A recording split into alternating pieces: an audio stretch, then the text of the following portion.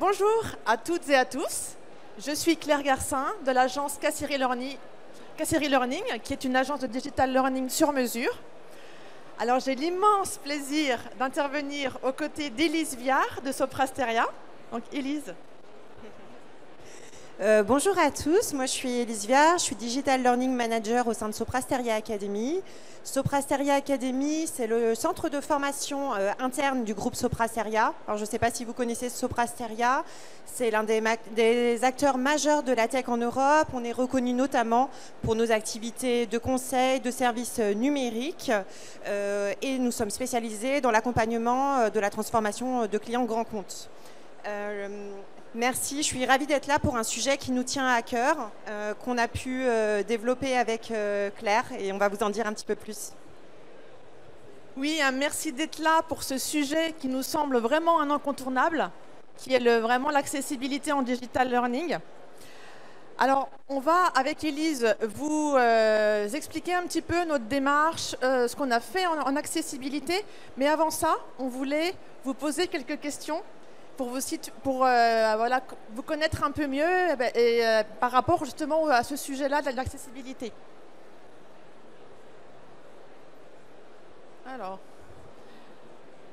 Alors, dites-nous qui parmi vous a récemment vu un post sur le sujet de l'accessibilité sur les réseaux sociaux? Un post, un article? Ok, très bien. Alors effectivement, nous, on a posé cette question-là. Pourquoi? Parce que on a l'impression que ce sujet n'est pas tellement traité dans les médias. On est noyé sous les infos, sous les phénomènes de mode. Par exemple, l'IA, hein, vous voyez bien, hein, dans le salon, l'IA, c'est le sujet majeur de l'édition 2024. Et pour autant, l'accessibilité, c'est un sujet majeur depuis 2005. C'est une obligation légale, en fait. Et on trouve que c'est pas assez évoqué dans les médias. Alors, qui parmi vous s'est posé la question d'intégrer l'accessibilité dans ces modules de digital learning? Ah, il y a plus de monde déjà. Super. Qui a déjà mis en place l'accessibilité dans ces modules? D'accord. Un petit peu moins. Donc, en fait, on voit effectivement que parmi vous, il y a encore beaucoup de gens qui n'ont pas encore passé le cap de l'accessibilité. Donc, c'est très bien que vous soyez là aujourd'hui parce que sans doute que vous avez cette motivation. Alors, je voulais justement revenir un petit peu sur notre parcours Cassiri Learning sur la voie de l'accessibilité. Alors, nous, on a commencé effectivement doucement, très doucement, dès 2005, mais je dirais plus justement dès 2010 en réalité, à s'interroger sur l'accessibilité. Alors, ce n'était pas au sein de Cassiri Learning, mais c'était au sein de mon ancienne agence Digital Learning, où on a commencé à mettre en place des premiers modules accessibles sur la base du référentiel RG2A. Donc, c'était vraiment les prémices. Les outils auteurs à l'époque ne permettait pas encore tout à fait de mettre en place une parfaite compatibilité. Mais en tout cas, la préoccupation commençait à naître parmi certains clients. Alors l'engagement et la volonté, vraiment, elle a été marquée dès 2015, qui correspond en fait à l'année de création de Cassiri Learning, où vraiment, on avait vraiment ce désir-là de mettre en place l'accessibilité dans les modules e-learning, parce que c'est simplement du bon sens de s'adresser à tous. Donc on a réalisé des prototypes, on a fait de la veille, on a fait des études, on a essayé de prévoir un guide de bonne pratique. Mais ce qui a été vraiment l'événement déclencheur, la concrétisation, c'est effectivement qu'on a réalisé avec Soprasteria un premier module complètement accessible. Puisque, effectivement, Soprasteria avait cette exigence-là, cette volonté de répondre aux enjeux d'accessibilité. Et donc pour nous, ça a été un vrai moteur. Donc justement, Élise, pourquoi l'inclusion est-il un enjeu majeur pour Soprasteria ? Merci Claire. De la même façon que Kassiri a cheminé dans cet questionnement sur l'accessibilité, chez Sopra Steria, l'accessibilité, il est au cœur de nos métiers, il est au cœur de nos enjeux. On a 55 000 collaborateurs qui sont issus de 30 pays différents, 19 000 en France, et ils sont accompagnés, nos collaborateurs français sont accompagnés au quotidien par la mission handicap. Et donc on met en place des accompagnements personnalisés sur l'ensemble de nos parcours pour les collaborateurs RQTH. Sur l'accessibilité du digital learning, c'est beaucoup plus récent en fait qu'on s'est posé la question, puisque avant 2020, pour tout vous partager, on ne digitalisait pas nos formations. Donc c'est avec la pandémie qu'on s'est posé la question de digitaliser l'offre de formation, comme la plupart d'entre vous, je pense. Et on a mis en place un référencement, un appel d'offres dans le cadre d'un référencement de partenaires sur la création de modules digital learning pour assurer une homogénéité sur la qualité des modules digital learning qu'on allait proposer à nos collaborateurs. Donc on avait des exigences comme tout le monde, comme toutes les universités internes, donc des exigences techniques, il faut que ça soit compatible avec notre LMS, des exigences pédagogiques, bien sûr, des exigences graphiques, je pense que vous connaissez tous, mais aussi on a tenu à mettre dans cet appel d'offres des exigences en matière d'accessibilité.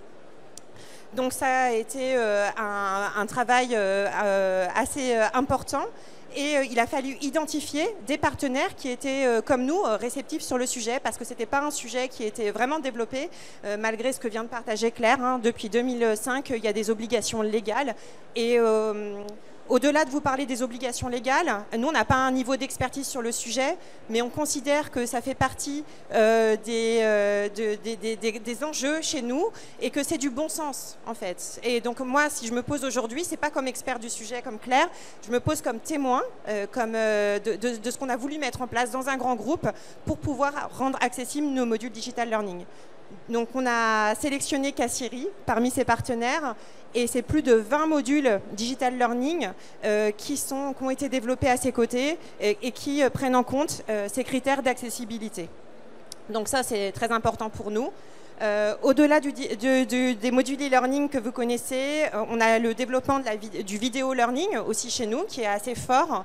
Et ce sujet-là, il nous occupe. On a aussi un studio donc, de création de contenus digitaux et on applique ces prérequis en matière d'accessibilité sur tous les contenus créés par Sopra Steria Academy.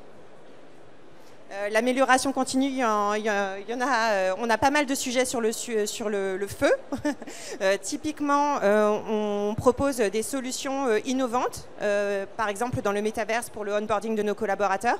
Et c'est un sujet, parce que quand on met de l'innovation en formation, eh ben, il faut aussi intégrer l'accessibilité comme marqueur et comme conditionnement aussi pour la mise en place de ces nouvelles modalités. Donc on a encore beaucoup de travail de notre côté aussi à faire. Merci Élise. Alors effectivement, Sopra Steria est une des rares entreprises avec lesquelles on travaille sur l'accessibilité. Ça veut dire, ça montre quand même le gap, enfin le pas qu'il y a encore à franchir avant que toutes les entreprises, les grandes entreprises mettent en place l'accessibilité. Nous, ça fait partie de nos pratiques de mettre à minima en place quelques bonnes pratiques assez simples à mettre en place. Un fort contraste des couleurs, une taille de police suffisante, un sous-titrage systématique dès lors qu'on a du son, donc vidéo ou voix off. Donc ça, c'est la base, qui est assez simple à mettre en place, qui n'est pas coûteuse, puisqu'il suffit de le savoir et de le penser dès le départ. Mais justement, je vais quand même vous partager une checklist des bonnes pratiques, alors qui n'est pas du tout exhaustive, mais qui permet de démarrer voilà, dans des bonnes conditions. Donc, on a le minimum, pour que le lecteur d'écran en fait, fonctionne bien. Donc, la structure de contenu qui permet une lecture optimisée par un lecteur d'écran, ça c'est... Alors, qu'est-ce que ça veut dire, cette phrase ? C'est de structurer le déroulement de son écran d'une manière logique et fluide pour que le lecteur d'écran puisse lire l'écran sans qu'il y ait de répétition, de lourdeur entre la voix off du speaker, la voix off du lecteur d'écran, Ça, c'est des choses effectivement qui sont importantes.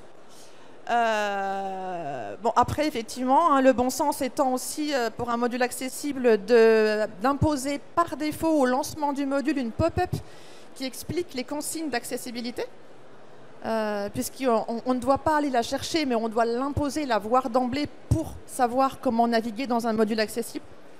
Bon, le sous-titrage, on en a parlé, effectivement, la navigation au clavier.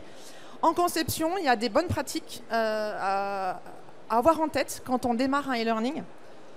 Ben, c'est de se dire, tout ce qui sera contenu sonorisé, il faut qu'il y ait une transcription obligatoire. Les vidéos, on ne doit pas les lancer en lecture automatique. Donc il faut qu'on ait la main là-dessus. On ne doit pas faire défiler les slides de manière automatique aussi, il faut garder la main. Pas d'activité en temps limité. La police, on en a parlé effectivement, le fort contraste. Et puis il y a certaines activités pédagogiques qu'on ne peut pas proposer, comme le glisser-déposer. Voilà, donc il faut le savoir. Alors, est-ce que vous voulez voir ce que ça donne finalement? À quoi ça ressemble un module accessible? Allez, ça, je te laisse commenter peut-être. Si je peux commenter pendant que les slides défilent, on se lance, enfin, ce qu'on s'est partagé aussi lié à nos discussions qu'on a avec les autres organismes de formation qui ne se sont pas encore lancés sur le sujet. On se pose souvent la question du coût. Ça va me coûter plus cher, le projet va être plus long, ça a beaucoup plus de contraintes et j'ai pas, ça me semble très compliqué de mettre en place l'accessibilité pour les modules digital learning. C'est pas vrai, en fait. À partir du moment où on intègre ces critères dès la conception de formation et qu'on automatise via des modèles, typiquement vous utilisez tous peut-être Articulate Storyline sur vos modules digital learning, en tout cas e-learning. Une fois qu'on a un masque qui est hyper propre avec la structuration de votre template qu'on voit ici, c'est beaucoup plus simple de mettre en place de la description par objet, de hiérarchiser les différentes étapes de lecture du lecteur d'écran. Et on peut même s'aider maintenant des outils d'IA, puisqu'ici on parle beaucoup d'IA, pour travailler sur la description des médias pour les lecteurs d'écran, par exemple. Donc il y a plein d'astuces qui permettent de mettre en place un minimum de critères et on est convaincu que ça ne coûte pas plus cher et que ça sert au plus grand nombre. Alors, si on prend le cas de la vidéo, par exemple, moi j'ai un sujet qui à chaque fois me taraude. J'adore aller sur LinkedIn, regarder les vidéos pour apprendre plein de trucs. Et je le fais dans les transports et j'ai pas souvent d'oreillettes. Et ben, 90% des vidéos, je peux pas les suivre parce qu'il n'y a pas de sous-titrage.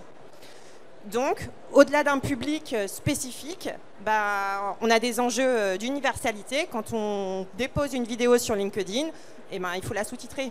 En fait. Donc c'est exactement la même chose sur le digital learning. On ne se pose pas la question pour un public cible. Nous, on ne peut pas toucher toutes les particularités, mais on cherche de pousser au bout ce qu'on peut faire avec nos propres moyens. Il y a des outils qui permettent aussi de le faire soi-même, par exemple Contrast Finder, pour gérer les contrastes entre les textes et les images, etc. Vous pouvez aller sur Internet, il y a pléthore d'outils qui permettent de tester l'accessibilité de vos modules. Ça ne coûte pas plus cher. Donc, on peut commencer par des petites étapes et pas forcément se lancer dans des gros projets pour pouvoir contribuer à ce développement. En tout cas, nous, on y croit fortement. Alors justement,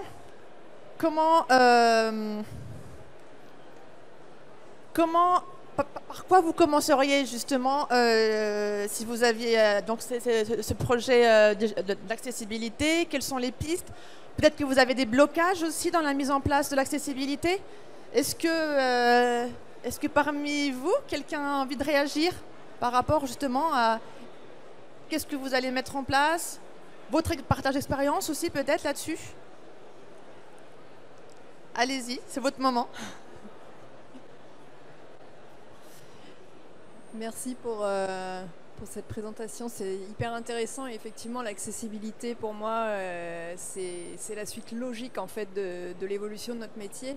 Et moi j'ai pu l'expérimenter dans mon travail, je suis learning designer donc je crée des modules e-learning Et j'ai fait les bases, ce que vous avez dit, j'ai fait prêter attention au contraste, à la taille des typos, au sous-titrage des vidéos, à l'audio, etc. Et j'utilise beaucoup Geniali dans mon entreprise. Et Geniali, ils ont cette option accessibilité. Et là où moi j'ai rencontré des difficultés, c'est que ou alors d'incompréhension, c'est que pour chaque objet de mes écrans, il faut que je puisse décrire ce qu'est l'objet. Et j'ai commencé à le faire et en fait, prise par le temps, les délais et tout, j'ai fini par laisser tomber ça parce que c'était hyper fastidieux et je voulais voir quel impact ça a concrètement de ne pas le faire, quoi. Alors effectivement, le descriptif d'image, il est important. Pourquoi? Parce que la personne malvoyante, si on lui propose une image qui est pertinente pour son apprentissage, mais qu'elle ne sait pas de quoi il s'agit, elle va perdre une information qui peut être importante. Donc le descriptif, il est important pour ça, pour cette raison-là. Alors comment faire pour y penser et que ça ne soit pas trop fastidieux? Il faut, dès l'étape de storyboard, rédiger ce descriptif, l'inclure en fait dans le script pour qu'au moment de l'intégration, il soit déjà rédigé, il soit prêt. Il ne s'agit pas forcément de rédiger un long descriptif, de décrire l'ensemble de l'image, parce que ce n'est pas ce qui nous intéresse, mais de décrire l'intérêt de l'image. Pourquoi on monte cette image? C'est ça qui a du sens en fait. Est-ce que d'autres personnes veulent réagir? Non. Très bien. Eh bien alors, Élise, je te laisse le mot de la fin sur les enjeux de l'accessibilité. Merci. Je crois qu'on a à peu près tout dit. Moi, ce que je vous conseillerais, c'est de rejoindre Claire et son équipe pour pouvoir discuter davantage de ce sujet et puis de vous rapprocher de nous, d'échanger. On est toujours très ouverts sur ce sujet. On a envie d'avoir vos retours d'expérience pour se nourrir parce qu'on ne fait pas les choses de manière parfaite. Donc, on a vraiment envie de savoir ce que vous faites dans vos entreprises à votre niveau pour pouvoir avancer sur ces enjeux tous ensemble. Voilà, c'est un vrai sujet. On l'entend de plus en plus, ça nous fait très plaisir. Donc, on a notre rôle à jouer pour que ça soit un sujet qui soit traité de manière pertinente par nos entreprises en formation. Merci beaucoup.